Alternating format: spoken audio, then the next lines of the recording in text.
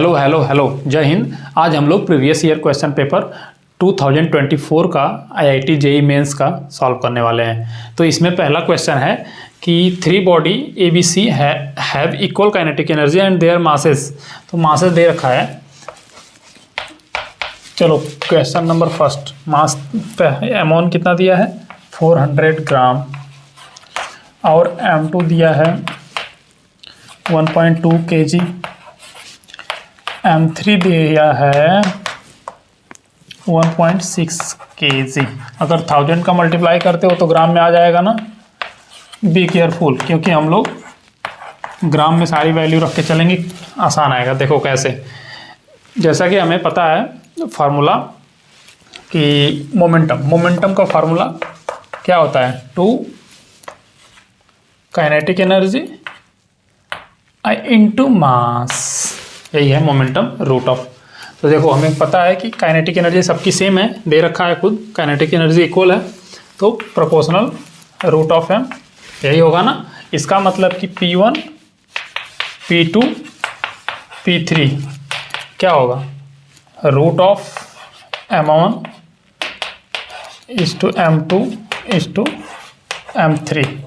सारी वैल्यू रखो इसमें, कितना ग्राम्स में इसीलिए रखने के लिए मैंने बोला था ताकि हमें डिवाइड और कट करने में आसान होगा।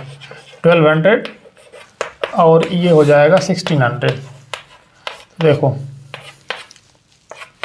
4 से स्क्वायर कर दो तो ये तो 1 आ जाएगा, है ना। और इसको रूट ऑफ 3 आ जाएगा, और इसको 4 से करेंगे तो 4 रूट ऑफ 4 आएगा, और रूट ऑफ 4 का 2 होता है। तो ये P1 is to P2 is to P3, यानी कि आपका ये रिलेशन मिल गया। यानी ऑप्शन नंबर आपका इसमें सही है, फर्स्ट, पहला ऑप्शन सही है। तो समझ में आया होगा कि कैसे सॉल्व करना है। देखो बहुत ही आसान है क्वेश्चन। अब नेक्स्ट हम लोग बढ़ते हैं आगे कि सेकंड क्वेश्चन में क्या बोल रहा है। सेकंड क्वेश्चन है कि, रुको पहले इसको मिटा तो लूँ। क्वेश्चन है average force exerted on non reflecting surface at normal incident force.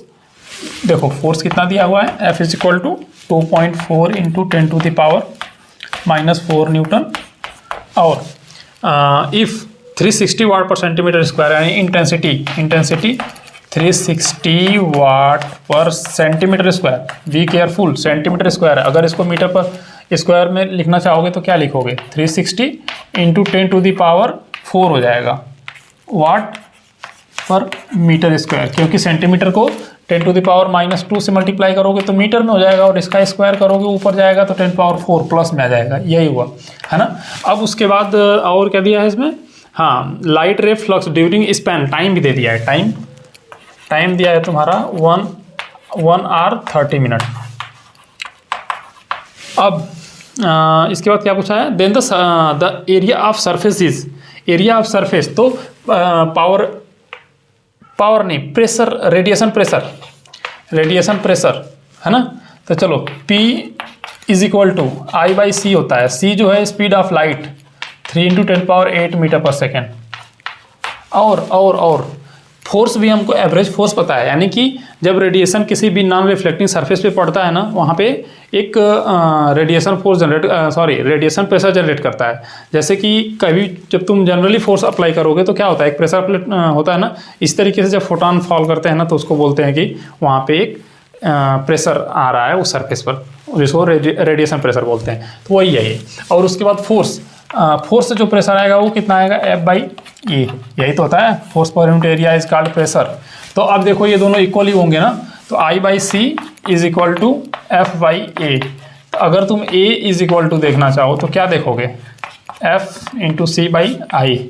तो मल्टीप्लाई कर दो पूरी वैल्यू रख करके, तो कितना 2.4 into 10 to power -4 newton, that is very little amount of force. And speed of light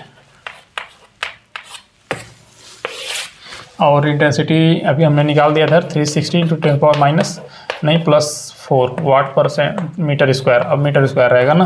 तो अब देखो ये ऊपर जाएगा तो -8 होगा, यानी कि -ये और ये तो गया। अब रहा ये, और इधर कितना 3, तो इतना, है ना। तो इसको देखो, अगर इसमें 100 का मल्टीप्लाई कर दो तो 0.2 मीटर स्क्वायर, यही आएगा, है ना। तो ये है तुम्हारा एरिया, सरफेस एरिया, यानी इतने सरफेस एरिया पर अगर इस इंटेंसिटी से गिरेगा तो उसका एवरेज फोर्स इतना होगा, सिंपल। और ये है आपका, अच्छा यहाँ पे 0 भी आएगा, क्योंकि जब इसको 120 को इससे डिवाइड करोगे, इसका एक डेसिमल हटाओगे 100 से, इसको मान लो मल्टीप्लाई 10 से मल्टीप्लाई करो ना, तो यहाँ पे 1200 हो जाएगा, और 2 तो अपन 100 रहेगा, तो 100 से डिवाइड करेंगे तो 0.02 रहेगा ना। मतलब ऑप्शन नंबर आपका कौन सा सही है? सेकेंड, ठीक है। Proton and an electron associated with the de Broglie wavelength, same wavelength, यानी कि wavelength of proton is equal to wavelength of electron. Note करते जाओ, देखो अपने रफ कॉपी पे भी थोड़ा सा नोट करना है, इससे क्या होता है, क्लैरिटी आ जाती है कि डेटा क्या क्या दिया है और हमें क्या फाइंड करना है ना। तो यहाँ पे आगे क्या दिया है, the ratio of their kinetic energies, यानी कि उनके काइनेटिक एनर्जी का रेशियो, और हमें पता है यहाँ पे दिया भी है ना, गिवन क्या है कि MP इज 1837, ये तुम्हें याद भी होना चाहिए वैल्यू, यहाँ पे 36 दे दिया है, ठीक है, 36 ही लेके चलेंगे हम लोग, times of ME, mass of electron, यानी कि मास ऑफ प्रोटॉन इतना times of mass of electron होता है ना, यानी प्रोटॉन का मास हाइट होता है ना कितना, 1836 गुना 1836 टाइम्स। तो आओ अब आगे बढ़ते हैं ना। आगे इसमें ये बढ़ना है कि देखो डी ब्रॉगली वेवलेंथ की बात कर रहा है ना, तो डी ब्रॉगली वेवलेंथ का फॉर्मूला हमें पता है कितना, H Planck constant upon P, P is momentum. जब डी ब्रॉगली वेवलेंथ दोनों के लिए सेम है, यानी ये जब दोनों के लिए सेम होगा, तो इसका मतलब कि हम इसको लिख सकते हैं ना ऐसे, यहाँ पे लिखते हैं, चलो, बराबर H P of electron is equal to, not equal to, इसके लिए भी लिखो प्रोटॉन, यानी H मोमेंटम ऑफ प्रोटॉन, यानी ये दोनों इक्वल होंगे। अब जब ये दोनों इक्वल होंगे तो ये भी दोनों इक्वल होंगे, यानी कि पूरी की पूरी ये दोनों इक्वल ही है ना, यानी कि पूरा क्वांटिटी, यानी कि PE is equal to PP, yes proton. तो इनको काइनेटिक एनर्जी के फॉर्म में लिखो, काइनेटिक एनर्जी के क्या नाम है रिलेशनशिप में, तो kinetic energy plus mass of, यहाँ पे इलेक्ट्रॉन होगा, यहाँ पे 2 टाइम्स ऑफ काइनेटिक एनर्जी, ये है इलेक्ट्रॉन का, ये प्रोटॉन का रहेगा, और मास ऑफ प्रोटॉन। अब देखो रूट तो हट ही जाएगा ना, और ये 2 से 2 ही कैंसिल, यानी कि किसका रेशियो पूछ रहा था पहले, प्रोटॉन फिर इलेक्ट्रॉन, तो प्रोटॉन यानी कि K प्रोटॉन अपान K इलेक्ट्रॉन, यानी इलेक्ट्रॉन को इधर भेज दो तो वो इधर आ जाएगा, यानी कि ME अपान MP, और MP इज इक्वल टू इधर दे रखा है कितना, इतना, यानी कि 1/1836। ये है तुम्हारा आंसर, ये है आंसर, यानी कि क्या नाम है, ratio of kinetic energy of proton and electron will be 1/1836 times. तो कितना, ये ऑप्शन नंबर आपका कितना सही हुआ, कौन सा सही है ऑप्शन ना, तो आपका इधर ऑप्शन नंबर 1। नेक्स्ट क्वेश्चन देखो, a mixture of 1 mole monoatomic gas and 1 mole of diatomic rigid are kept at the room temperature, the ratio of specific heat gases at the constant volume respectively. तो देखो degree of freedom of monoatomic gas कितना होता है, 3, और diatomic gas के लिए 5 होता है, कब, जब उनके बीच का बॉन्ड रिजिड होता है, जब ये रिजिड होता है, ये बीच वाला रिजिड है ना, तो 5 आता है ना डिग्री ऑफ फ्रीडम। तो देखो specific heat at constant volume formula क्या होता है, F/2 into R, R is a universal gas constant या गैस कांस्टेंट बोलते हो ना। तो देखो अब क्या नाम है, CV फॉर मोनोएटॉमिक के लिए कितना हो जाएगा, 3/2R, और CV फॉर डायएटॉमिक के लिए कितना हो जाएगा, 5/2 इंटू R। तो इनके मोनोएटॉमिक और डायएटॉमिक दोनों के बीच में देखना है ना, तो यानी कि CVm अपॉन CV डायमीटर नहीं डायटॉमिक, तो ये इसको डिवाइड करोगे और इसको डिवाइड करोगे तो 3/5 आएगा यार। ये है आंसर, कितना आसान क्वेश्चन है ना, बस कॉन्सेप्ट अगर क्लियर है और फार्मूला एग्जैक्टली आता है ना तो बड़े आसानी से कर लोगे सवाल। आगे बढ़ते हैं ना, हम फास्ट चल रहे हैं इसलिए कि आपको क्वेश्चंस कराने हैं एग्जाम्स के लिए, है ना, इसलिए।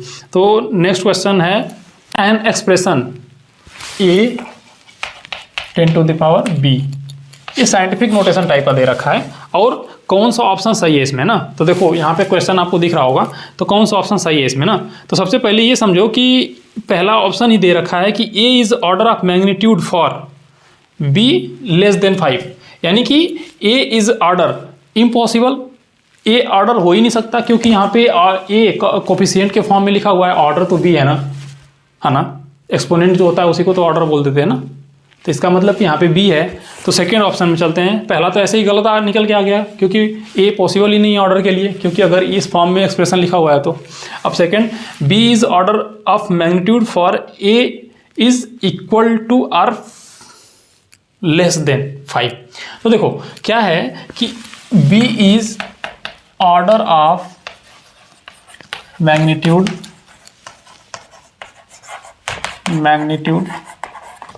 for a less than or equal to a greater than or equal to 1 less than or equal to 9, यानी कि बी केयरफुल अबाउट इट, तब हमें जाके समझ में आएगा कि साइंटिफिक नोटेशन कैसे लिखते हैं। तो यार एक बात ध्यान से समझो, अभी सेकेंड ऑप्शन को रुको, अभी पहले इसको सोचो, है ना। अगर ए 1 से लेके 9 के बीच में या उनके बराबर हो, 10 नहीं और इधर 0 नहीं, है ना, तो उस केस में क्या होगा, B will be called order of magnitude, है ना। अब इस बात को समझो, तो यहाँ पे क्या होगा कि अगर ये 0 की तरफ चला गया या फिर डेसिमल में चला गया, उस केस में क्या होगा कि ऑर्डर ऑफ बी कम या बेसी होगा, कम या बेसी मतलब ज़्यादा होगा। जैसे कि समझ लो इसको, चलो हम थोड़ा सा लेस लेके चलते हैं, 0.1 10⁵ तो क्या ये बी है ऑर्डर ऑफ मैग्नीट्यूड? ये नहीं, क्योंकि इसको 1.0 लिखेंगे, उसके बाद 10⁴ करेंगे, तो देखो -1 हो गया। और सेकेंड समझो, अगर इससे हम ज़्यादा ले लिए, मतलब 10 ले लिए या 11 ले लिए, मान लो 10 ले लिए, अब 10⁻ तुमने 5 ही लिख दिया, तो ये क्या ऑर्डर ऑफ मैग्नीट्यूड है फॉर दिस? नहीं। क्यों? क्योंकि इसको 1.0 × 10⁶ लेंगे, यानी ये चेंज हो रहा है ना, इसका मतलब कि ए को इसी के बीच में रहना चाहिए, और तब B is called order of magnitude. तो सेकेंड ऑप्शन क्या कह रहा है कि B is order of magnitude for A less than or equal to 5, यानी कि 5 से नीचे है ए, है ना, या फिर इक्वल है। और देखो फिर थर्ड देखते हैं, थर्ड में अभी इसको समझेंगे, उसके बाद थर्ड पहले समझ जाएंगे, उसके बाद ही समझ में आएगा ये बात। B is order of magnitude for 5 greater than A and less than 10। तो अब समझो इस बात को कि 5 से बड़ा होगा और लेस देन और इक्वल टू 10 होगा। अब ये बताओ कि ये कैसे सही हो सकता है, क्योंकि ए तो 1 तक आ सकता है ना, 1 से लेके 10 के बीच में आएगा, मतलब इसके बराबर भी नहीं हो सकता है, यानी कि ये गलत हुआ।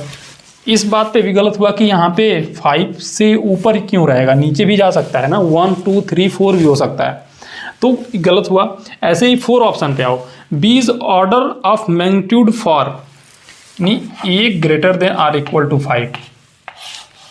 फिर वही बात कि B is order of greater than or equal to 5, यानी कि जो ए है वो इससे ग्रेटर आर इक्वल, ये भी कैसे गलत हुआ, यानी ये ग्रेटर में कहाँ तक जा सकता है नहीं पता कोई, है ना।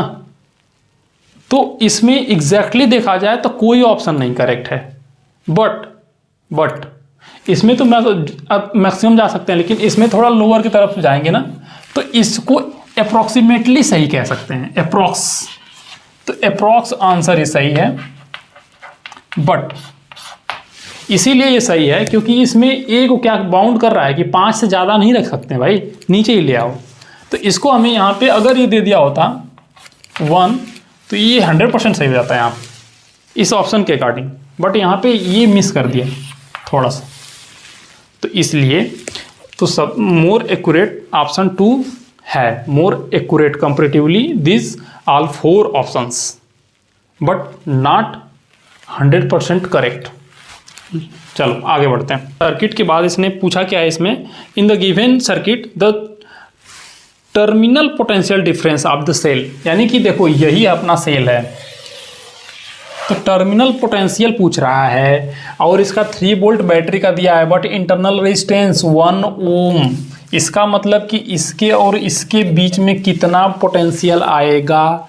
अगर हमें पता चल जाए कि यहाँ पर कितना पोटेंशियल ड्रॉप हो रहा है, इसके अगेंस्ट कितना पोटेंशियल ड्रॉप हो रहा है, तो माइनस कर देंगे इस टोटल पोटेंशियल से, तो वही तो इधर जाएगा ना। बट बाहर भी दो रेजिस्टेंस हमें लगे हुए हैं और दोनों सीरीज में नहीं है, पैरेलल में है। और पैरेलल का इक्विवेलेंट अगर सेम ही है तो दो है ना, तो यानी कि रेजिस्टेंस अपॉन 2 यही तो होता है यार। हाँ, R/N होता है यार इक्विवेलेंट के लिए रेजिस्टेंस, जब ये इक्वल हो तो ये इक्वल ही है, यानी कि 2 ओम हो गया। और ऐसे भी तुम निकालोगे तो ये आएगा 2। अब देखो कि इसका अगर सर्किट हम बना ही दें यहाँ पे तो यही बनेगा। ये इंटरनल वाला है और यहाँ पे कितना बना, ये 2 ओम बना और ये 1 ओम है और ये तो अपना सेल है पूरा का पूरा, यानी यही। तो देखो अब देखो ये इसके साथ सीरीज में जुड़ा हुआ है, यानी कि 3, यानी कि करंट अब देखो इसमें तो कितना V/R, R इक्विवेलेंट और इस सर्किट का इक्विवेलेंट 2 + 1 3, रेजिस्टेंस सीरीज में जुड़ा हुआ है। तो इसका कितना 3 वोल्ट अपॉन 3 ओम, इसका मतलब 1 एम्पियर का करंट आ गया। अब 1 एम्पियर करंट इसमें आ रहा है तो इसके अक्रॉस वोल्टेज कितना ड्रॉप होगा, अक्रॉस 1 ओम I × R, तो 1 एम्पियर मल्टीप्लाई बाई 1 ओम, यानी कि 1 वोल्ट का। तो अब देखो कि यानी यहाँ पे 1 वोल्ट खा गया ये, 1 वोल्ट खा गया ये कौन, इंटरनल रेजिस्टेंस। आपका इंटरनल रेजिस्टेंस 1 वोल्ट खा गया। उस केस में आपको देखना पड़ेगा कि बैटरी से कितना नुकसान कर दिया, 1 वोल्ट का, यानी बैटरी 3 की थी टोटल, तो 1 वोल्ट खाया तो बचा कितना 2 वोल्ट। और यही 2 वोल्ट इस बाहर इनके लिए सप्लाई होगा, है ना। तो terminal potential of the cell is 2 volt. All the nucleon and nuclear mass of the given nucleus. तो देखो यहाँ पे क्या दिया है कि सर्टेन न्यूक्लियस का एक एनर्जी दे रखा है। एनर्जी कितनी है, एनर्जी 18 × 10⁸ जूल, 10⁸ जूल। तो देखो मास, कितना मास एनर्जी में कन्वर्ट होता है, आइंस्टाइन इक्वेशन = mc², यही होता है डेल्टा ई, अगर इसको कहो तो यही है ना। तो उस केस में क्या है, इसको इसके इक्वल लिख दो इधर, तो देखो इधर c² उधर चला जाएगा ना, यही तो आएगा यार 18 × 10⁸ जूल अपॉन c², 9 × 10⁻16 मीटर² तो बताओ कितना आने वाला है, 2 है और 10⁻⁸ kg, क्योंकि मास है तो kg में आएगा, SI यूनिट में हमने रखा है इसीलिए। तो ऑप्शन कौन सा आपका सही है। अच्छा, ऑप्शन आपका दे रखा है माइक्रोग्राम में, माइक्रोग्राम यानी कि माइक्रो में ही कन्वर्ट करने के लिए 10⁶ का मल्टीप्लाई करेंगे तब जाके माइक्रो में कन्वर्ट हो जाएगा, यानी इक्वल टू 2 × 10⁻⁻8 गुणे 10⁻⁻6 नहीं +6, क्योंकि माइक्रो किलोग्राम और ग्राम में चेंज करना होगा तो 3, अब गया ग्राम, वो भी माइक्रोग्राम। तो अब देख लो इसको कितना आया, 9 1 यानी 20 माइक्रोग्राम, ये आया आपका मास ऑफ न्यूक्लियस, जो कि एनर्जी में कन्वर्ट हो रहा था। और ऑप्शन नंबर आपका सही है दूसरा। तो पैरामैग्नेटिक सबस्टेंस का थोड़ा प्रॉपर्टी पहले समझो। ये बहुत ही वीक मैग्नेटिक फील्ड से अट्रैक्शन रखता है ना, और इसका इंटरेक्शन वेरी वीक है, बट ना के बराबर नहीं है। इसीलिए तो क्या होता है कि ये अलाइन तो होगा बट स्ट्रांगली मैग्नेटिक फील्ड से अट्रैक्ट नहीं होगा, स्ट्रांगली नहीं अट्रैक्ट होगा। और इसकी ससेप्टिबिलिटी थोड़ी ज़्यादा होती है ना, 0 से थोड़ी ज़्यादा होती है, यानी कि जो ससेप्टिबिलिटी होती है वो 0 से ज़्यादा होती है, आई थिंक लेस देन ही 1 होती है ना, और कुछ ऐसे ही होता है एग्जैक्टली। और move from a region strong magnetic field to weak magnetic field, ये भी गलत है। स्ट्रांग मैग्नेटिक फील्ड से क्या नाम है, वीक मैग्नेटिक फील्ड की तरफ नहीं, स्ट्रांग मैग्नेटिक फील्ड की तरफ ही मूव करेगा, और करेगा भी तो, क्योंकि उनके साथ अट्रैक्शन रखता है। डाया मैग्नेटिक टाइप काम नहीं करता है ना, फेरो मैग्नेटिक रहता तो और तेज़ी से करता। बस इतना ही का अंतर है। इसकी प्रॉपर्टी अच्छे से पढ़ना। आगे बढ़ते हैं। 75 centimetre 60 centimetre long hand and minute hand, long second hand, second और मिनट का। देखो चलो R पर सेकेंड कितना है 75 सेंटीमीटर। आंसर किस में आया है, मीटर में आ रहा है ना। चलो अगर मीटर में आ रहा है तो ये मीटर में आएगा, मीटर में ले लेते हैं पहले से ही, है ना। और मिनट हैंड कितना है 60 सेंटीमीटर, यानी कि हाँ सर इतना तो हमें आता है, इतना मत बताइए। आगे बढ़ते हैं ना, आगे मतलब सोल्यूशन की तरफ। तो इसमें दिया गया है कि minute hand respectively in 30 minute duration the tip of second hand will travel x distance more than the tip of minute hand the value of x in the. अच्छा यहाँ पे सिंपल ये कह रहा है कि 30 मिनट में कौन कितना डिस्टेंस ज़्यादा जाएगा, मतलब कि सेकंड ज़्यादा चल जाएगा ना। डिस्टेंस याद रखना, डिस्प्लेसमेंट नहीं पूछ रहा है, डिस्टेंस पूछ रहा है ना। तो देखो पहले कि हम लोग सेकंड के लिए देख लेते हैं ना कि सेकंड कितना डिस्टेंस तय करेगा। तो डिस्टेंस फॉर सेकंड, तो देखो एक राउंड कंप्लीट करने में 1 मिनट लगता है सेकंड को, हैंड को, घड़ी की मतलब कि एक राउंड कंप्लीट करेगा तो 1 मिनट लगता है ना, 60 सेकेंड 1 मिनट। तो बताओ कि 2 पाई आर आप सेकेंड एक, लेकिन 30 मिनट के लिए बात है, ये दोनों के लिए टाइम कितना, टाइम आफ्टर 30 मिनट देखना है, 30 मिनट के बाद देखना है। तो यानी कि 30 बार ऐसा करेगा तब ना, 30 बार चलेगा तब ना। अब ये आ गया आपका, जिसमें वैल्यू रखोगे उसमें आएगा, तो मीटर में रखेंगे हम तो मीटर में आ जाएगा। और ऐसे ही फॉर मिनट के लिए अब देखो 2 पाई आर एम, ये तो पूरा कंप्लीट करेगा 1 घंटा में, ये आर वाला है। अच्छा ये मैंने मिनट के लिए लिख दिया गया यार, 1 मिनट मिनट है, यानी कि मिनट वाला ही है, यानी कि ये 1 घंटे में, पूरा 1 घंटे में चक्कर काटेगा, 60 मिनट में 1 घंटा, है ना। तो ये जब पूरा कंप्लीट करेगा तो उस केस में 1 घंटा इसको लग जाएगा, लेकिन इसको जाना ही कितना है, आधा, यानी आधा दूर जाएगा ना, इसका हाफ, ये वाला डिस्टेंस ट्रेवल करेगा। अब इनकी वैल्यू पुट करो, यानी कि जो x आएगा तुम्हारा वो कितना आएगा, d of s minus D of m, क्योंकि डिस्टेंस निकालना है। और ये है ना, यही है, इनकी वैल्यू पुट करो तो अपना आ जाएगा। देखो इसका मल्टीप्लाई कर देते हैं, 60 पाई आर एस माइनस, यहाँ पे 2 कट जाएगा, पाई आर। अपनी वैल्यू अगर पुट करोगे तो आंसर आ जाएगा, सिंपल। अब कैलकुलेशन हम क्या करें यार, तुम्हारा तो इतना कैलकुलेशन सही होगा, कर सकते हो अच्छे से, और करो, कैलकुलेशन इंपॉर्टेंट है।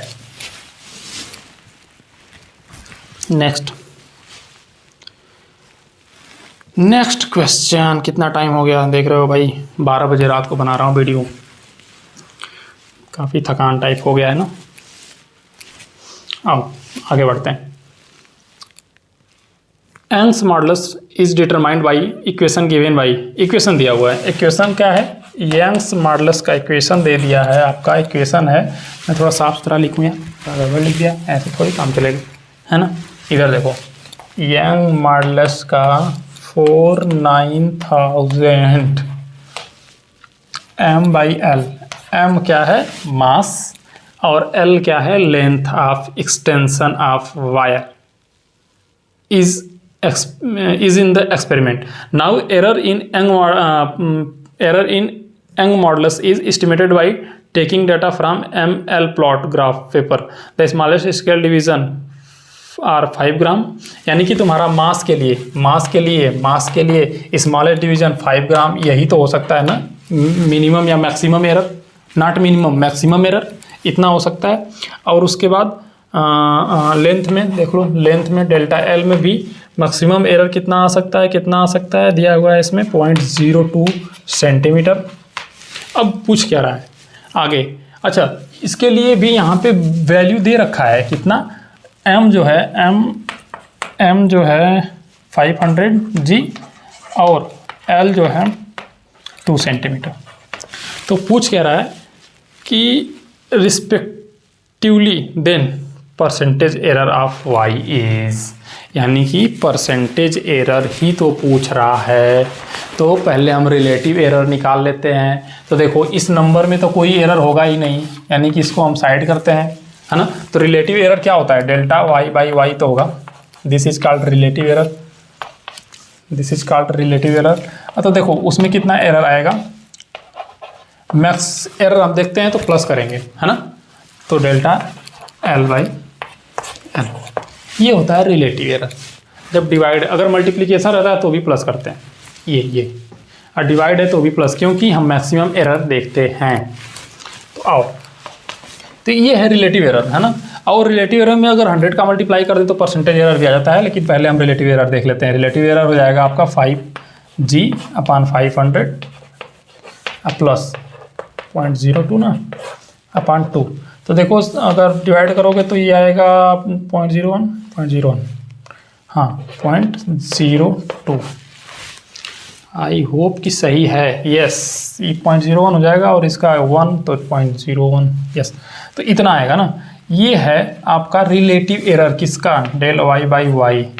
लेकिन परसेंटेज एरर इन वाई कितना होगा, इसी का 100 का गुणा कर दो, इसमें 100 का मल्टीप्लाई कर दो यार, वही गुणा और मल्टीप्लाई बात एक ही होती है। परसेंटेज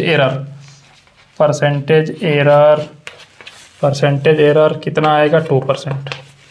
तो देख लेते हैं आंसर कौन सा सही है, 2%, थर्ड ऑप्शन सही है ना। फिगर है P वर्सेस V, यानी प्रेशर और वॉल्यूम के रिस्पेक्ट में ग्राफ दे रखा है ना। तो ग्राफ इसमें 2 आइसोथर्मल है और 2 एडियाबेटिक। तो आइसोथर्मल कौन सा होता है, जिसमें कम ग्रेडियंट होता है ना, लो ग्रेडियंट होगा वो आइसोथर्मल होता है, और जिसमें अधिकतम ग्रेडियंट होता है, मैक्सिमम ग्रेडियंट होता है, उसको कहते हैं एडियाबेटिक कर्व। तो ये दोनों कर्व एडियाबेटिक हैं और ये दोनों आइसोथर्मल ना। तो अब यहाँ पे पूछ रहा है कि रिलेशन बता दो VA/VD एंड VB/VC, है ना, इनके बीच का क्या रिलेशन आएगा, है ना। तो देखो रिलेशन निकालने के लिए सबसे पहले हम लोग ये अप्लाई करेंगे कि हमको पता है कि TA और TB यानी कि टेम्परेचर एट पॉइंट A और temperature at point B same होगा। और ऐसे ही क्यों, क्योंकि ये थर्मल आइसोथर्मल है, आइसोथर्मल कर्व है, यानी इस कर्व पे कहीं पे भी टेम्परेचर देखोगे तो सेम आएगा। ऐसे ही ये भी आइसोथर्मल है तो TD = TC आएगा। अब हमें पता है कि फॉर एडियाबेटिक प्रोसेस के लिए क्या होता है, T और V⁻⁻1 = कांस्टेंट। तो हम अप्लाई कर दें पॉइंट A और पॉइंट D पे, यानी कि अब एडियाबेटिक कर्व के लिए ये हमेशा फॉलो करेगा। तो इसका मतलब कि इस यहाँ पे यानी कि TA और VA⁻⁻1 = कांस्टेंट ही होगा, और वो कांस्टेंट इसी के बराबर होगा क्योंकि इस पॉइंट पे हमेशा इसका प्रोडक्ट कांस्टेंट ही आएगा।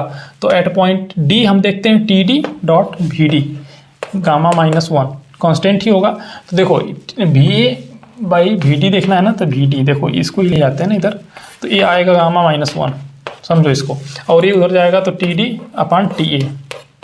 ये इक्वेशन नंबर 1 कर दो। सिमिलरली अगर हम ये देखें कि B और C के लिए, तो वहाँ पे भी यही मिलेगा हमको। कैसे, इसी तरीके से फॉलो करो तो सेम टू सेम मिल जाएगा। और क्या लिख सकते हो तुम, जैसे इसमें हमने लिखा है, जैसे इसमें क्या लिखा है, वैसे यहाँ पे V/C अगर लिखेंगे, VC वो इधर से दिख रहा हो, तो यहाँ पे कितना लिखेंगे हम लोग, इसके पावर Γ-1 ही रहेगा। और यहाँ पे लिख देंगे हम लोग T, देखो जस्ट उल्टा हो रहा है ना, A और D, तो D ऊपर T के साथ और इसका उल्टा, यानी कि यहाँ पे भी उल्टा C/TB। अब इधर आओ, अब एक चीज़ समझो कि यहाँ पे A = B, TD = TC। तो ये बताओ कि इसमें वैल्यू अगर हम रखें यहाँ पे D = TC और उसके बाद यहाँ पे TA, है ना, यानी कि TD, कोई भी इसमें वैल्यू रखोगे तो ये और ये इक्वल आ जाएगा। क्यों, क्योंकि ये वाला रिलेशन देख रहे हो ना, इस रिलेशन से जब मैच कराओगे तो उस केस में क्या आएगा कि ये दोनों इक्वल आ जाएंगे, और ये। तो जैसे ये इक्वल आए तो यानी कि ये पावर कटेगा इनका। अच्छा, पावर कटेगा तो तुम्हारा आ गया VA/VD = VB/VC। अच्छा, अभी भी हमारे कुछ प्यारे बच्चे होंगे जिनको नहीं समझ में आ रहा होगा कि सर ये आप TU थोड़ा अलग है, फिर आप कैसे कर रहे हो। तो भाई आइसोथर्मल से ये रिलेशन तो लाया था ना मैंने पहले, इसीलिए लिख दिया क्योंकि इस पॉइंट और इस पॉइंट पर टेम्परेचर सेम होगा, इस पॉइंट और इस पॉइंट पे टेम्परेचर सेम होगा। तो देखो TD के जगह पे TC लिख दो, यानी यहाँ पे हो गया TC। अब देखो, हाँ, अब ये देखो TC यहाँ मैच कर गया ना, और TA = TB, TA = यहाँ पे TA रख दो। अब देखो TC/TA भेगा कि नहीं, यानी कि बराबर होगा ना ये और ये। अच्छा, बराबर होगा तो पावर तो गया ना भाई, तेल लेने। हाँ कट गया मतलब। चलो ये हमारी कहावत है भाई यूपी की, तेल लेने गया मतलब बिना काम का, है ना। अब आगे बढ़ते हैं। Next planets A and B having mass m1 and m2 moves around the sun circular orbit r1 r2 respectively if the angular momentum of a is l and b is 3l then ratio of ta by tb। यानी कि आपको दो planets का मास दिया है, दो planet का m1 m2 और रेडियस भी दे दिया r1 r2, यानी कि हमको जो जो मिला है उसी से हमें कुछ करना पड़ेगा। तो फाइंड क्या करना है, TA बाई TB, यानी उनके पीरियड का रेशियो कितना आएगा, यही पूछा है ना। तो यहाँ पे देखो फार्मूला बड़ा सिंपल सा होता है ना, एंगुलर। अच्छा हाँ, ए के लिए, ये प्लैनेट ए के लिए एंगुलर मोमेंटम L है, बी के लिए 3L है। अब आगे बढ़ते हैं ना, इतना दिया है उतना तो वैल्यू दिया है देखो क्वेश्चन में। अब आगे बढ़ते हैं, तो एंगुलर मोमेंटम का फार्मूला होता है mr.b, सही है। अब क्या करेंगे हम लोग कि देखो यहाँ पे क्या होने वाला है कि अगर हम mr1 और v1 लिखेंगे, नहीं पहले प्लेनेट के लिए, और m1 भी लिखेंगे, ये है L1, अगर उसको L1 बोलो तो, लेकिन वो तो L ही है पहले के लिए। ऐसे ही 3L कितना हो जाएगा, m2 r2 और v2। तो एक बात बताओ कि इसमें भी तो हमें दिया ही नहीं है ना, बट m1 और m1 r1 m2 r2 का तो रिलेशन हमें मिल रहा है, लेकिन ये थोड़ा सा गड़बड़ कर रहा है ना मामला। तो देखो v इज इक्वल टू क्या होता है, v is equal to root of gm upon radius, यही होता है। अब यहाँ पे और मास जिसके अराउंड मूव करेगा वो मास, अगर यहाँ पे प्लैनेट सन के आसपास है, सर्कुलर रेडियाई, हाँ सन के आसपास घूम रहा है, यानी कि मास ऑफ सन होगा ये, यही ना। अच्छा बोलो तुम कि सर ये कहाँ से आया, तो बताओ देता हूँ इसको भी किधर से आ रहा है ना। जैसे कि क्या होता है, सेंट्रीपिटल फोर्स या सेंट्रीफ्यूगल फोर्स बैलेंस करता है ना ग्रेविटेशन फोर्स को, यानी कि mv²/r, यही होता है भाई। तो जी न्यूटन्स का फोर्स लगा लो, gm/r², r से r गया, m से m गया, देख लो वही आया, यानी कि ये। तो इसका मतलब अगर हम इक्वेशन 1 और 2 को बनाएं तो देखो इसको क्या लिख सकते हैं हम लोग, इसको क्या लिख सकते हैं। अच्छा देखो इस L के जगह हम इसको लिखे तो सीधे सीधे ऐसे 3 और इसकी वैल्यू यहाँ पे रखें और v1 लेते चलते हैं ना, तो देखो कितना आएगा, थोड़ा सा कॉम्प्लेक्स बन जाएगा ना। तो कॉम्प्लेक्स मत बनाओ, ऐसे देखो ये ऐसे, आओ इसको देखते हैं पहले। तो क्या होगा, m1 r1 और g कैपिटल m/r1, तो देखो ये कट जाएगा तो उसके अंदर चला जाएगा, यानी m1 root of g capital m/r1। ऐसे ही l हुआ, और 3l के लिए सेम सिमिलरली देखो, आसान बनाने के लिए मैंने बताया ये, सिमिलरली क्या लिखोगे, m/r2। अब बताओ कि इसकी इसमें रख दिया जाए वैल्यू, यानी इसको यहाँ उठा के रखा जाए 3, ये पूरा का पूरा इसमें रख दो ना भाई, m1 रूट ऑफ gm तो पूरा कटने ही वाला है यार, तो कोई दिक्कत वाली बात नहीं है, m2 रूट ऑफ gm/r2। अब देखो कि रूट के अंदर बचा क्या, ये तो गया, ये तो दोनों गया, बचा कितना r, बस r किधर r1, और ये सब है। तो इसका मतलब कि r के पहले रिस्पेक्ट में हम लोग एक रिलेशन फाइंड कर लें, तो r1/r2 करेंगे, अगर r1/r2 करेंगे तो कितना आएगा भाई, r1/r2 करेंगे हम लोग, तो r1/r2 इधर आएगा तो ये उधर जाएगा, तो यानी कि m2/3, हाँ सही तो है, m2/3 m1² हो जाएगा। इस रिलेशन को याद रखना, और हम लोग पुट कहाँ करेंगे, यहाँ पुट करेंगे कैप्लर्स थर्ड लॉ से। क्या होता है कि square proportional to semi major axis का क्यूब, मतलब रेडियस, अगर जनरल वे में बोलें तो एवरेज रेडियस ही ले लिया जाता है ना। तो उस केस में क्या होगा कि TA/TB है ना, TA/TB, यही तो हमें पता करना है ना। तो इसका मतलब कि r1/r2 का क्यूब। तो ये बताओ कि ये r1/r2 ही तो है, तो चलो इसको यहीं पे बस रख देंगे।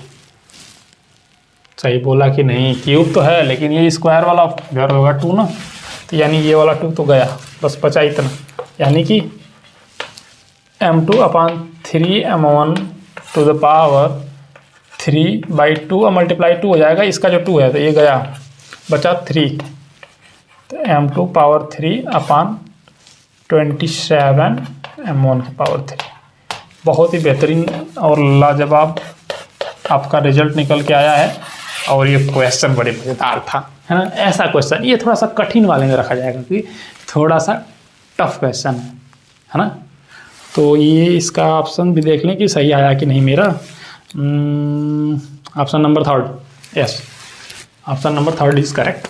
ए LCR circuit is a resonance for capacitor C and inductor R and resistance inductor L, resistance R. Now the value of resistance is half. Keep all the parameters same. The current amplitude at resonance will be now. यानी कि at resonance the current will be, और हमें पता है condition कि जो impedance होता है रेजोनेंस पर वो रेजिस्टेंस के ही बराबर होता है।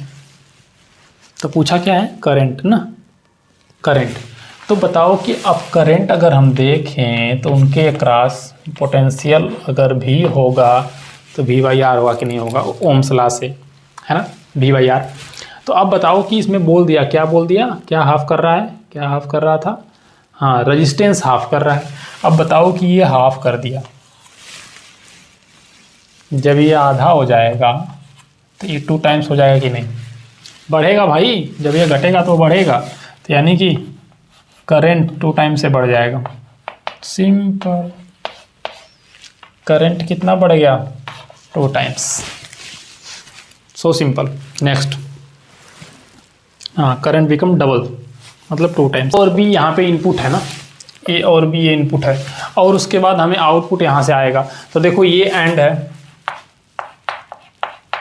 ये नॉट है, ये भी नॉट है और एंड है, और ये और है, और मतलब 1 R 0 R कोई भी जाएगा और पार करते रहेगा ना।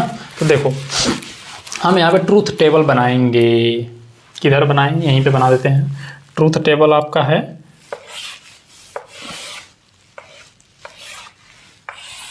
इतना में तो हो ही जाएगा। चलो देखो A B और Y, तो देखो कि क्या, पहले 0 0 दे देंगे हम लोग, फिर 0 1, फिर 1 0, फिर 1 और 1। तो देखते हैं कि आउटपुट क्या आएगा। यही आंसर पूछा हुआ है कि वो आउटपुट कितना इसका है, तो आउटपुट का एक्सप्रेशन निकालना होगा, है ना। तो चलो देखते हैं, जैसे 0 0 दे रहे हैं ना, तो देखो इसमें से 0 दोगे, और एक चीज़ समझो ध्यान से कि यहाँ पे एंड है ना। इस एंड के पास जब तक दोनों 1 नहीं आएगा, जब तक 1 और 1 नहीं आएगा तब तक हमें आउटपुट नहीं मिलेगा। बी केयरफुल, अगर किसी में से 0 गया तो हम लोग समझ जाएंगे कि 0 ही जाना है, तो फिर सेकेंड वाले में नहीं घुसेंगे। जैसे समझो कि 0 से शुरू करें ना, 0 इससे गया, इससे ये और है, तो इसका मतलब, लेकिन इसमें और एक दिया गया, क्या दिया गया था, 0 ही बी का, तो ये तो उल्टा कर दिया ना, यहाँ पे 1 कर दिया, जा तो रहा था 0 1, यानी कि 0 या 1 कोई भी पहुँचेगा तो 1, यानी 1 गया। तो नेक्स्ट चेक करना पड़ेगा, दूसरा चेक करना पड़ेगा, यानी दूसरे से क्या, ये तो पार करके गया था, यानी कि बी से यहाँ पे देख रहे हैं इसमें ये वाला, तो देखो 0 0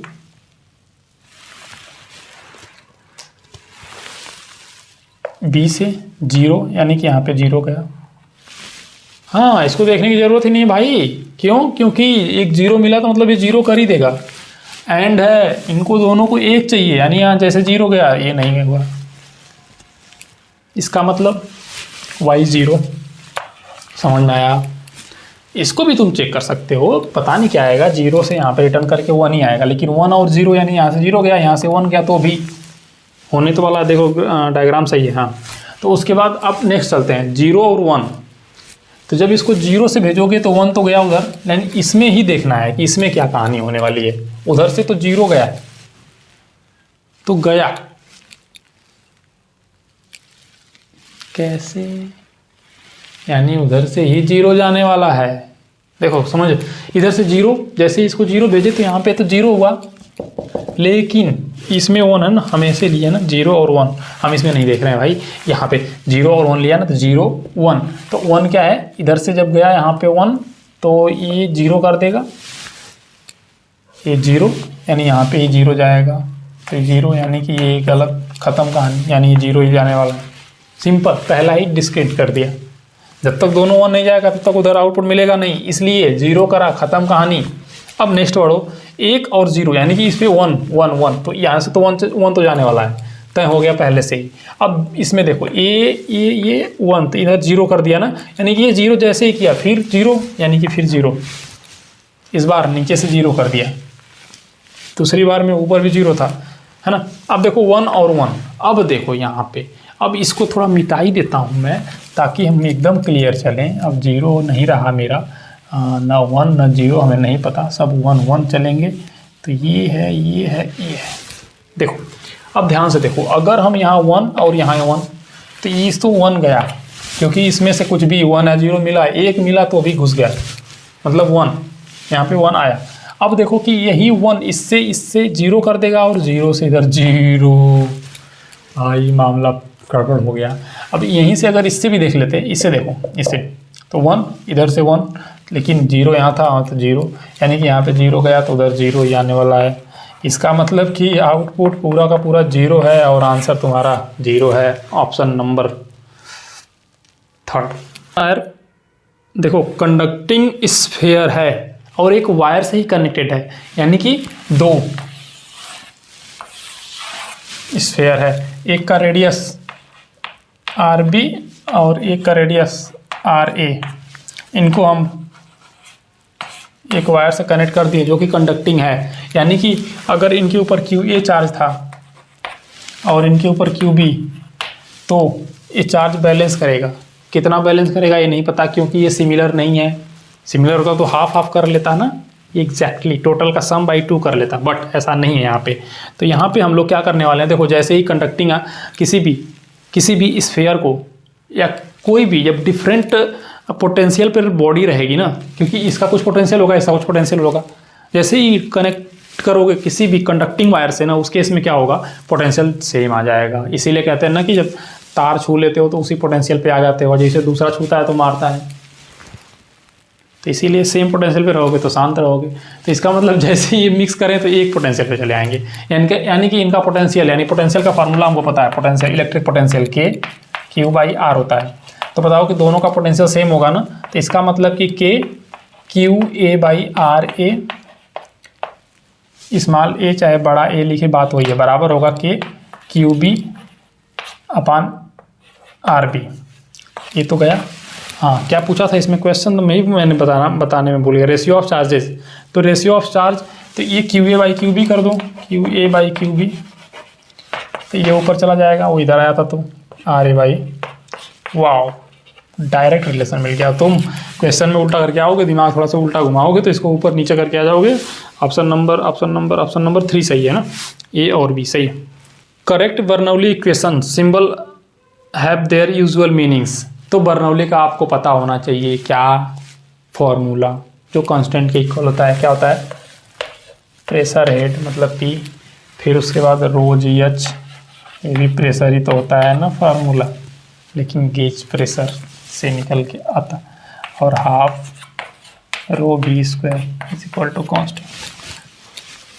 डेंसिटी ऑफ फ्लूइड है, किस स्पीड से जा रहा है, कितने हाइट पे रखी हुई पाइप है, और उसका इनिशियल प्रेशर उसके मुंह पे कितना है, सिंपल। तो ऑप्शन नंबर कितना सही है पता नहीं थे, लेट मी सी, सेकेंड ऑप्शन सही है, यस। 150 ग्राम 150 G, kg में करोगे तो 1.50 kg, 1000 से डिवाइड यार। अब उसके बाद क्या दिया है कि moving speed at 20 metre per second, catching processes, time भी दे दिया, और इनिशियली किस स्पीड पे चल रहा है ना, स्पीड है तुम्हारे 20 मीटर पर सेकेंड से गिर रहा है बहुत तेज़ी से, है ना। चलो आई लिखे चाहे नहीं लिखे, क्या मतलब बनता है 0.1 सेकेंड, यानी 0.1 सेकेंड में ऐसे कैच कर लेता है। तुम भी कैच किए होगे, क्रिकेट को खेलते होगे तो कैच किए होगे। और यहाँ पे समझो कैसे लगेगा, क्या फोर्स। तो इसमें क्या पूछ रहा है कि the magnitude of exerted force. हाँ, फोर्स का डायरेक्शन अपोजिट होता है तो नेगेटिव में आता है, इसलिए मैग्नीट्यूड ही पूछा है तो पॉजिटिव में आएगा। देखो कैसे, फोर्स m इंटू ए ही नहीं होता है, rate of change of momentum भी होता है, यानी कि चेंज इन मोमेंटम पर यूनिट टाइम, यानी force delta P by T. तो अब ये बताओ कि डेल्टा बी मैंने लिख दिया लेकिन बोला भी था, याद रखना, तो पी डेल्टा पी। अब चेंज इन मोमेंटम, तो इनिशियल मोमेंटम ये है और फाइनल मोमेंटम अब फाइनली हाथ में आके रुक ही जाएगा यार कुछ सेकंड में, इसी इतने सेकंड में तो स्टॉप हो जा रहा होगा, बोल भी रहा है ना यहाँ पे कि कैचिंग प्रोसेस कंप्लीट कितने टाइम में हो रहा है, इतने टाइम, यानी इतने टाइम में रुक गया वो फाइनली जीरो। तो मैग्नीट्यूड चाहिए तो हमको ऐसे करो ना, यानी कि 0 माइनस एम भी इनिशियल अपॉन टाइम टी। तो अब बताओ कि इसमें कितना आएगा, m 0.15 गुणे 20 अपॉन 0.1, यही है। हाँ, तो 30, फिर एक 30 न्यूटन, ये आया तुम्हारा, डिवाइड करो इतना ही आएगा 30 न्यूटन कितना, ऑप्शन नंबर 3।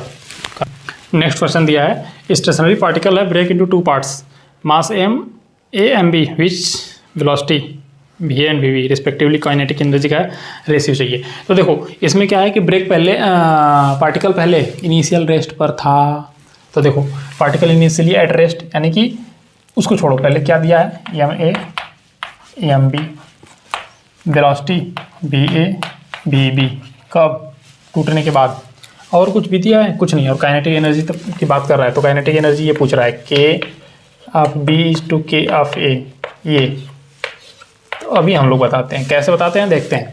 तो आगे बढ़ो भाई, ले दे के क्या बढ़ो आगे, है ना। तो कैसे आगे बढ़ेंगे, तो एक चीज़ समझो कि क्यों ये दिया है कि स्टेशनरी पे था और ऐसे फूट गया, ऐसा फूटता है एक्सप्लोजन, और एक्सप्लोजन भी हुए तो ऑलवेज मोमेंटम कंजर्व रहता है, तो कंजर्वेशन ऑफ मोमेंटम हम लोग अप्लाई करने वाले हैं। तो देखो इनिशियली मोमेंटम क्यों, क्योंकि अब पहले तो रेस्ट पे था, उसके बाद टूटा फूटा है, तो इसमें वेलोसिटी वगैरह आई है, तो दोनों का m a m b, क्या लिख रहा है सर, v a और plus m b v b, ये है मोमेंटम कंजर्व, यही है। हाँ, तो देखो तो वो आएगा तो इधर क्या होगा, m a ये माइनस हो जाएगा, v a बराबर m b v b। तो अब एक चीज़ समझो यहाँ पे कि काइनेटिक एनर्जी का फॉर्मूला यही तो होगा, और देखो वेलोसिटी ही पॉजिटिव होती है, सिंपल। काइनेटिक एनर्जी एक स्केलर क्वांटिटी है, इसका मतलब कि इनकी वैल्यू से हमें नेगेटिव पॉजिटिव से कोई लेना देना ही नहीं है, यानी कि मैग्नीट्यूड। तो इसमें देखो अगर इसमें हम इसकी बात पुट करने वाले हैं, चलो ये पी ए लिख दो और इसको पी बी, यही तो है। तो अब बताओ कि पी ए पी बी की वैल्यू यहाँ रखी जा सकती है क्योंकि ये दोनों बराबर हैं, तो एम ए भी ए की जगह पे, यानी ए तो यही है, तो half P A into भी ए लिखा जाएगा कि नहीं लिखा जाएगा। और इन द सेम वे क्यों, क्योंकि हम यही फार्मूले से उसको भी लिखेंगे तो यही आएगा। और ये दोनों का मैग्नीट्यूड बराबर है, क्योंकि काइनेटिक एनर्जी का हमेशा स्केलर होती है, हर एक स्केलर का वही सब होता है कहानी, तुम जानते हो, बस हमें बुलवाओ नहीं, आप बोलते हो तो याद करो कि काइनेटिक एनर्जी स्केलर क्वांटिटी है। तो ये डिवाइड वगैरह करोगे तो क्या आएगा, देखो यार, इसको ऊपर करोगे इसको नीचे, क्योंकि पूछा ही है, तो वहाँ पे क्या आएगा भी बी अपॉन भी ए। तो ये तुम्हारा रेशियो डायरेक्ट, यानी डायरेक्टली प्रोपोर्शनल नहीं बोले भाई, है ना। तो अब देखो यहाँ पे इस बात को समझो कि ये और ये बराबर है ना, इससे मैग्नीट्यूड लेंगे। तो क्या होता है क्रिटिकल एंगल, यानी कि टोटल इंटरनल रिफ्लेक्शन होने से पहले की बात। तो इसका मतलब कि डेंसर मीडियम से जब रेयरर मीडियम की तरफ जाता है तो ऐसा कुछ होता है, ये है अपना क्या नॉर्मल। तो देखो अगर यहाँ पे 45 डिग्री से ये गया तो इधर ही भागेगा, और वो भाग के ऐसे ही पे चला गया, तभी तो ये होता है 90 डिग्री। और ये है थीटा आई इंसिडेंस, ये है रिफ्लेक्टिव या जो भी कहो यार, उधर ही से भागते हुए इधर ही अंदर की तरफ जाता है, इसको थोड़ा सा और बढ़ाए ना, ये अंदर भाग जाएगा, उसको बोलते हैं टोटल इंटरनल रिफ्लेक्शन। तो बताओ कि इसका अगर ये है n1 और ये है n2, तो लगा दो यहाँ पे, इसी पॉइंट पे अप्लाई कर दो क्या, स्नेल्स लॉ। स्नेल्स लॉ क्या होता है, n1 sine theta I is equal to n2 sine 90 degree, वही r जो होता है साइन 90 की वैल्यू 1 होती है। यस, तो इसको इधर कर दोगे तो क्या आएगा, पान इंटू 1 अपान साइन थीटा आई, थीटा 45 डिग्री दिया हुआ है, 1 अपान रूट ऑफ 2 यानी कि रूट ऑफ 2 अपान 1, यानी कि ऑप्शन नंबर 1, यानी n1 इज टू n2 कितना आएगा, रूट ऑफ 2 इज टू 1। समझ में आया होगा, दिमाग थोड़ा तेज चलाओ। नेक्स्ट क्वेश्चन देखो, diameter of sphere measured using the vernier callipers 9 division of main scale 10 division of vernier scale, the shortest, ये इक्वल है ना, हाँ इक्वल होता है। The shortest division of the main scale is equal to 1 mm, यानी कि shortest distance जो है वो 1 mm की इक्वल है ना। तो main scale reading is 2 centimetre, second division vernier scale कॉन्साइड with the division of main scale. तो देखो यहाँ पे पूछ आखिरी में रहा यही, मास दे दिया है और पूछ रहा है कि डेंसिटी ऑफ स्फीयर बताओ, या क्या है डेंसिटी ऑफ स्फीयर ही बताओ। हाँ, तो मास अपन वॉल्यूम, तो बताओ कि हमें वॉल्यूम ही तो चाहिए, मास तो दिया है, ये तो गिवन है ना। तो देखो इसका फार्मूला होता है 4/3, ये वॉल्यूम स्फीयर है 4/3 पाई आर क्यूब या फिर डायमीटर d/2 का क्यूब है ना। तो यहाँ पे डायमीटर दिया है, तो देखो क्या बोल रहा है कि 9 मेन स्केल डिवीज़न कितना इक्वल होगा, 10 वर्नियर स्केल डिवीज़न की। तो एक वर्नियर स्केल डिवीज़न क्या होता है, 9, ये डिवाइड हो जाएगा ना, 9/10 मेन स्केल डिवीज़न। तो इसमें क्या है, लिस्ट काउंट पहले किसी भी इंस्ट्रूमेंट का लिस्ट काउंट निकालो, किसी भी मशीन का लिस्ट काउंट निकालो, जो भी दिया हुआ है वहाँ पे उसके अकॉर्डिंग निकालो, वरना गड़बड़ होता है ये कि अगर थोड़ा सा वहाँ पे चेंज करता है तुम लिस्ट काउंट जो याद करके गए रहोगे वो धराशायी हो जाएगा। तो बी केयरफुल अबाउट इट। तो लिस्ट काउंट कैसे निकालते हैं, 1 main scale reading minus 1 vernier scale reading या डिवीज़न, बात एक ही है ना, डिवीज़न। तो देखो यहाँ पे 1 मेन स्केल डिवीज़न माइनस 9/10, यही तो इसके बराबर है ना। तो 9/10 मेन स्केल डिवीज़न। तो बताओ इसका लिस्ट काउंट 1/10, ये है मेन स्केल डिवीज़न, और बोला है कि ये mm में आता है ना, तो यानी कि 0.1 mm, बट हमें हमारा मेजरमेंट सेंटीमीटर में दिया था, इसलिए सेंटीमीटर में चेंज करोगे तो 2 सेंटीमीटर, 10 से भाग देते हैं भाई, mm से बड़ा होता है सेंटीमीटर 10 टाइम्स, ठीक है। तो अब आगे क्या है कि अपना डायमीटर का मेजरमेंट कितना आएगा, ना। तो main scale reading plus list count into vernier scale division या फिर वर्नियर स्केल रीडिंग जो भी है ना। तो कितना दिया है देख लो, ये तो 2 सेंटीमीटर प्लस लिस्ट काउंट अपना आ ही गया है 0.2 सेंटीमीटर। अब मल्टीप्लाई करो किससे, इससे कितना सेकेंड डिवीज़न दिया है, देखो सेकेंड डिवीज़न तो कितना आएगा, ये 2 नहीं है, यहाँ पे गलती हो गई भाई, ये 2 नहीं है, ये 1 है। तो देखो कि जब वो 1 होगा, हम कहीं गलत आ रहा है मेरा आंसर, तो यहाँ पे ये 1 होगा, तो इसका मतलब कि 2.02 सेंटीमीटर ये आया। और इसको डायमीटर की जगह पे वैल्यू रखो और ये आ जाएगा डेंसिटी आपका। तो कैलकुलेशन आप कर सकते हो। थैंक यू, जय हिंद बच्चा लोग।